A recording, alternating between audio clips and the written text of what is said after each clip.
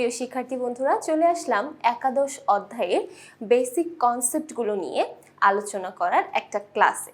তো আজকে আমরা আলোচনা করব আমাদের একাদশ অধ্যায় পণ্যের ক্রয় মূল্য, উৎপাদন ব্যয় এবং বিক্রয় মূল্য এই অধ্যায়টি সম্পর্কে। অর্থাৎ এই অধ্যায়টাতে আমাদের মূল যে বিষয়বস্তুগুলো আছে, মূল যে শব্দগুলো আছে, যেগুলো আমরা বিভিন্নভাবে এই উৎপাদন ব্যয় রিলেটেড বিভিন্ন ম্যাথ অথবা সৃজনশীল প্রশ্নের মধ্যে দেখেছি, সেই শব্দগুলো নিয়ে বা সেই ব্যাখ্যাগুলো নিয়ে আজকে আমরা আলোচনা করব। তো আজকের ক্লাসে আমরা প্রথমেই যে শব্দটা দেখতে পাচ্ছি সেটা হলো ক্রয় মূল্য। আমরা কিন্তু হরহামেশাই এই উৎপাদন ব্যয় রিলেটেড যতগুলো সৃজনশীল প্রশ্ন আছে প্রত্যেকটি সলভ করার সময় এই ক্রয় মূল্য আমাদের খুবই চোখে পড়ে বা অনেক বেশি এটার সাথে আমাদের কাজ করতে হয়। তাহলে ক্রয় মূল্য বলতে আমরা কি বুঝে থাকি? বিক্রেতাকে দেওয়া প্রদত্ত অর্থের সাথে ক্রেতার গুদাম পর্যন্ত পণ্য পৌঁছানো বাবদ যে সমস্ত আনুষঙ্গিক খরচ সংগঠিত হয়ে থাকে তার যোগফলের সমষ্টি হচ্ছে ক্রয় মূল্য। আচ্ছা দেখো, এখানে যে বিষয়টা বোঝানোর চেষ্টা করা হয়েছে সেটা হলো, আমরা যখন কোনো কিছু ক্রয় করে নিয়ে আসি, তো ক্রয় করে নিয়ে আসার সময় আমরা ক্রয় মূল্য বাবদ একটা খরচ হয়, অর্থাৎ যে জিনিসটা আমরা ক্রয় করেছি সেটার একটা মূল্য এখানে জড়িত থাকে। পাশাপাশি সেই ক্রয় মূল্য পরিশোধ করার পরে আমাদের গুদাম পর্যন্ত বা আমাদের কারখানা পর্যন্ত নিয়ে আসার সময় আনুষঙ্গিক যা যা খরচ হয়ে থাকে সবগুলোর যোগফলকে একসাথে বলা হয় ক্রয় মূল্য। যেমন মনে করো, তুমি একটা কাঁচামাল ক্রয় করেছো এবং সেটা তোমার গুদাম বা কারখানা পর্যন্ত নিয়ে আসার জন্য একটা পরিবহন ব্যয় হয়েছে, অথবা সেই কাঁচামালগুলো প্যাক করতে তোমার প্যাকিং খরচ হয়েছে।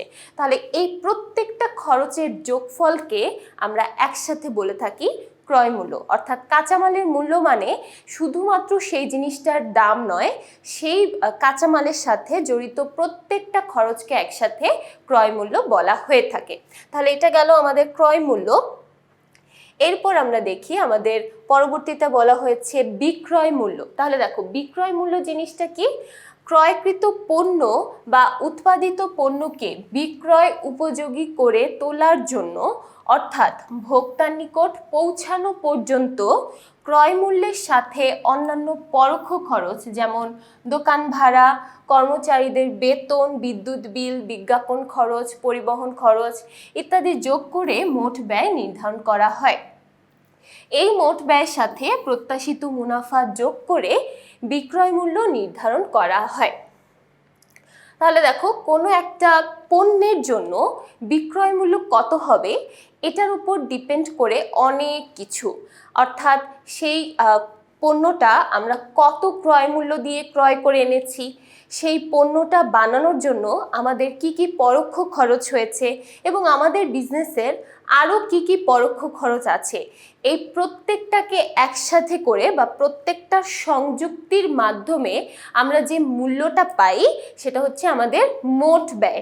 এখন এই মোট ব্যয়ের সাথে যখন আমরা প্রত্যাশিত মুনাফা যোগ করে দেই, মোট ব্যয়ের সাথে প্রত্যাশিত মুনাফা যোগ করে আমরা ফাইনালি যে মূল্যটা পাই সেটাকেই বলা হয় বিক্রয় মূল্য।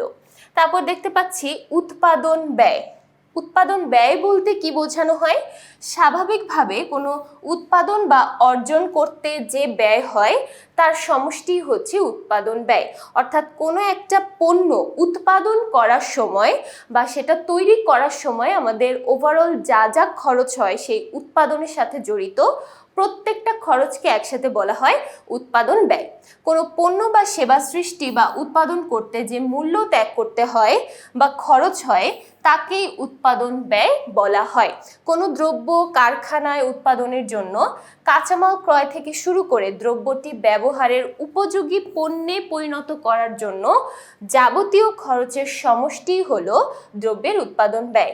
অর্থাৎ আমরা কাঁচামাল ক্রয় করে নিয়ে আসলাম, এখন সেই কাঁচামাল থেকে আমাদের ব্যবহার উপযোগী পণ্য বা চূড়ান্ত পণ্য রূপান্তর করার জন্য যাবতীয় যা যা খরচ হয় প্রত্যেকটা খরচের সমষ্টিকে একসাথে বলা হয় উৎপাদন ব্যয়। এবার চলে আসি বাজেটে। বাজেট বলতে সাধারণত আমরা পরিকল্পনার একটা সংখ্যাত্মক প্রকাশকে বুঝে থাকি।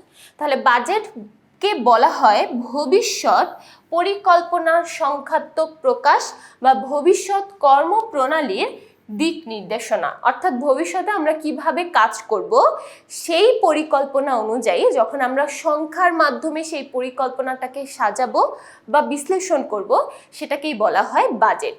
কোম্পানিকে প্রতিটি খরচের বাজেট প্রস্তুত করতে হয়। একক প্রতি উৎপাদন ব্যয় নির্ণয় করার ফলে মোট ব্যয়ের বাজেট নির্ণয় করা সম্ভব।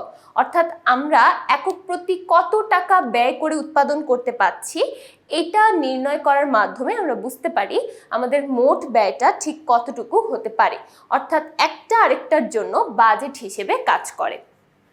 উৎপাদন ব্যয়ের উপাদান বলতে আমরা কি বুঝি? যে সকল উপকরণ ব্যয় আনুষঙ্গিক উপরি খরচ নিয়ে পণ্যের বা সেবা কর্মের মোট উৎপাদন ব্যয় গঠিত হয় তাদের প্রত্যেকটিকে উৎপাদন ব্যয়ের উপাদান বলা হয়। সামগ্রিকভাবে ব্যয়ের উপাদান তিনটি, যেমন কাঁচামাল, মজুরি এবং আরোপণযোগ্য খরচ। কাঁচামাল বলতে বোঝানো হয় যেটা আমাদের মেইন ইনগ্রেডিয়েন্টস, অর্থাৎ মেইন যে উপাদান যেটার মাধ্যমে মূলত আমাদের পণ্যটা তৈরি হয় সেটাকে বলা হয় কাঁচামাল। মজুরি বলতে সাধারণত আমরা বুঝে থাকি শ্রমিকদের জন্য আমরা যে ব্যয়টা করি, অর্থাৎ শ্রমিকরা যে তাদের শ্রম দিচ্ছে তার জন্য আমরা তাদেরকে যে পারিশ্রমিকটা দিই সেটাই হচ্ছে মূলত মজুরি। এবং আরোপণযোগ্য খরচ বলতে বোঝানো হয় একটা কাঁচামালকে পরিণত পণ্যে তৈরি করার জন্য আমাদের সেই কাঁচামাল বাবদ বা সেই উৎপাদন বাবদ যা যা আদার্স খরচ হয় প্রত্যেকটাকে একসাথে আমরা আরোপণযোগ্য খরচ বলে থাকি। এবার চলে আসি মুখ্য ব্যয় বলতে কি বোঝায়। প্রত্যক্ষ কাঁচামাল, প্রত্যক্ষ মজুরি এবং অন্যান্য প্রত্যক্ষ ব্যয়ের সমষ্টিকে মুখ্য ব্যয় বলে। অর্থাৎ প্রত্যেকটা ব্যয় যোগ করে আমরা যে ব্যয়ের পরিমাণ পাই তাকেই আমরা মুখ্য ব্যয় বলে থাকি। এবার আসি খরচ। উৎপাদন ব্যয় হিসাব বিজ্ঞানে আর্থিক ত্যাগের অতিবাহিত বা ভোগকৃত অংশই হচ্ছে খরচ। অর্থাৎ উৎপাদন ব্যয়ের মধ্য থেকে আমরা যতটুকু অংশ ভোগ করেছি বা ব্যবহার করেছি সেই অংশটাকেই বলে থাকি খরচ। এরপর চলে আসি রূপান্তর ব্যয়। এটা খুবই ইম্পর্টেন্ট একটা টপিক আমরা বলতে পারি। প্রত্যক্ষ শ্রম এবং কারখানা উপরি ব্যয় এই দুইটার সমষ্টি হলো রূপান্তর ব্যয়। রূপান্তর ব্যয় বলতে মূলত আমরা বুঝে থাকি একটা কাঁচামালকে পরিণত পণ্যে রূপান্তর করতে আমাদের যা যা খরচ হয়ে থাকে প্রত্যেকটা সমষ্টিকেই বলা হয় রূপান্তর ব্যয়। তাহলে দেখো, একটা কাঁচামালকে পরিণত পণ্যে রূপান্তর করার জন্য অবশ্যই আমাদের প্রত্যক্ষ শ্রম বা প্রত্যক্ষ মজুরি দরকার পড়ে।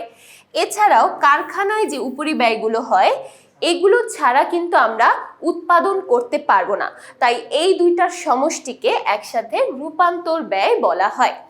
এই ব্যয়ের মাধ্যমে কাঁচামালকে তৈরি পণ্যে রূপান্তর করা হয়।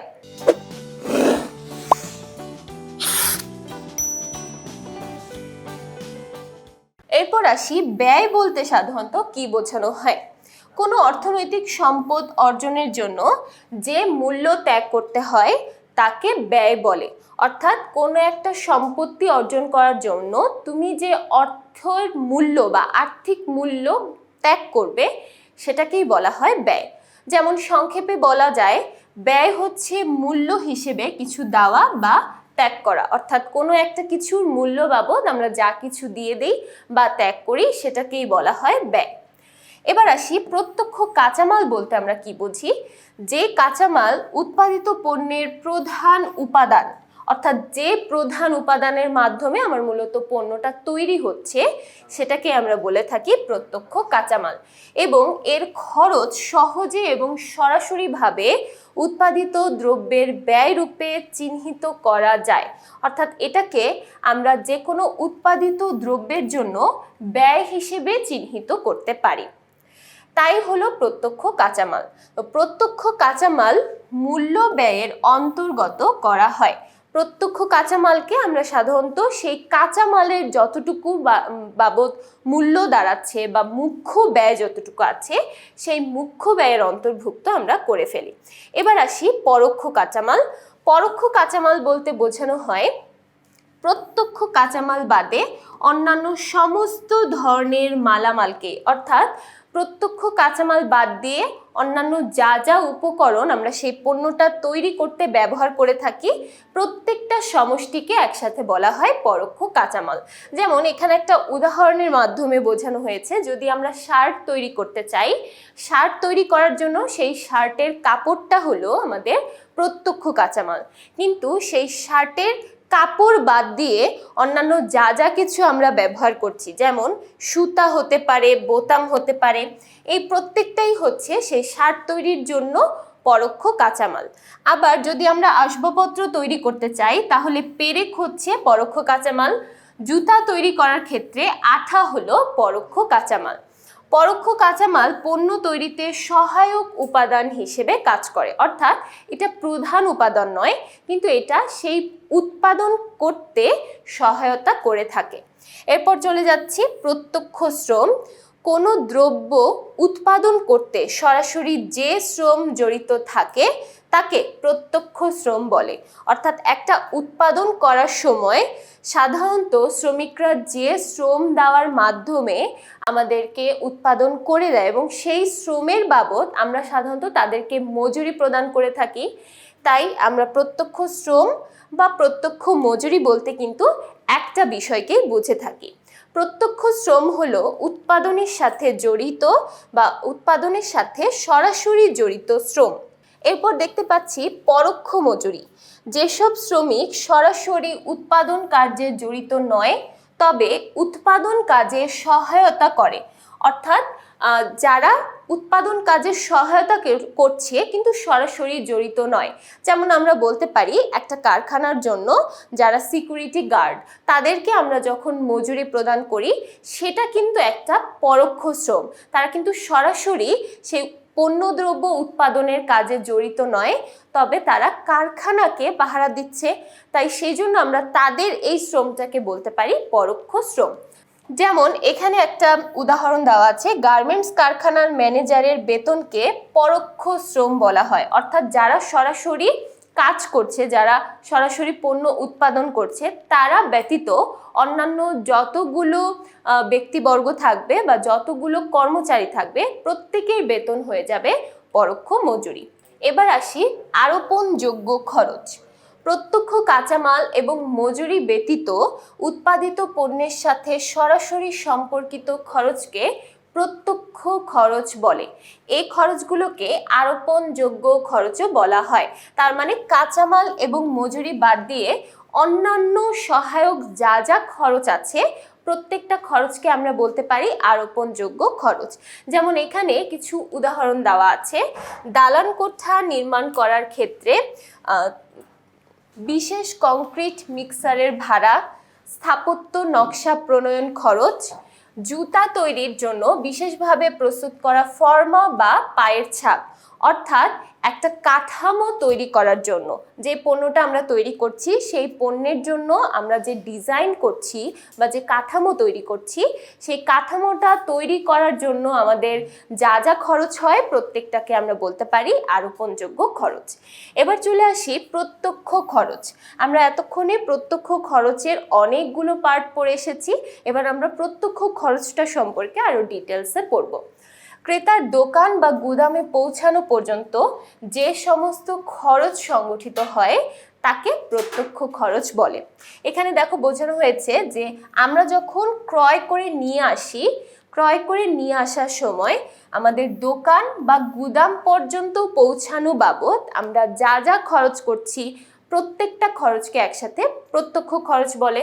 যেমন ক্রয় পরিবহন হতে পারে, আমদানি শুল্ক হতে পারে, ডক চার্জ, কুলি খরচ, অর্থাৎ পরিবহন করে নিয়ে আসার সময় আমাদের এই মাঝখানটাতে যতটুকু খরচ হয় সেই খরচগুলোই হলো প্রত্যক্ষ খরচ।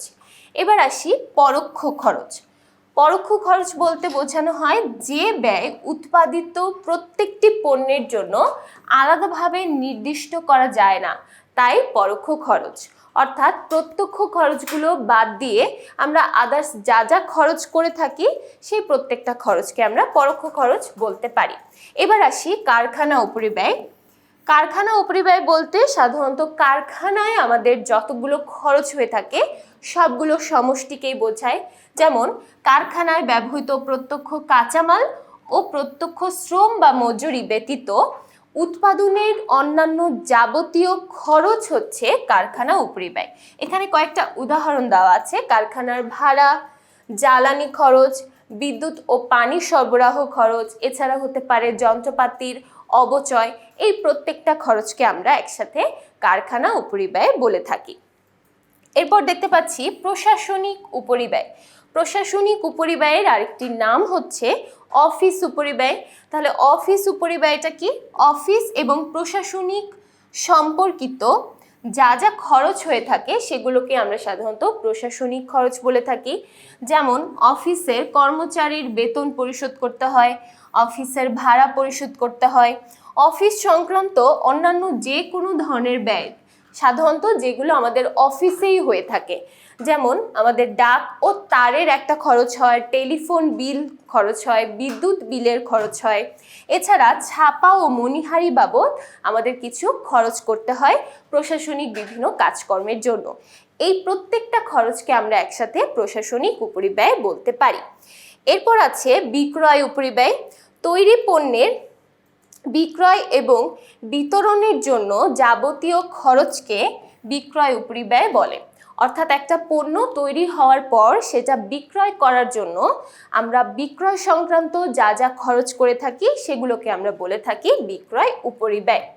এই ধরনের খরচ সাধারণত পণ্যের ফরমাইশ সংগ্রহ, নতুন পণ্যের বাজার সৃষ্টি, পুরাতন বাজার বজায় রাখা এবং খরিদ্দারগণ অর্থাৎ যারা আমার কাস্টমার সেই কাস্টমারদেরকে আকৃষ্ট করার জন্য হয়ে থাকে। যেমন একটা উদাহরণ হিসেবে আমরা বলতে পারি বিজ্ঞাপন খরচ।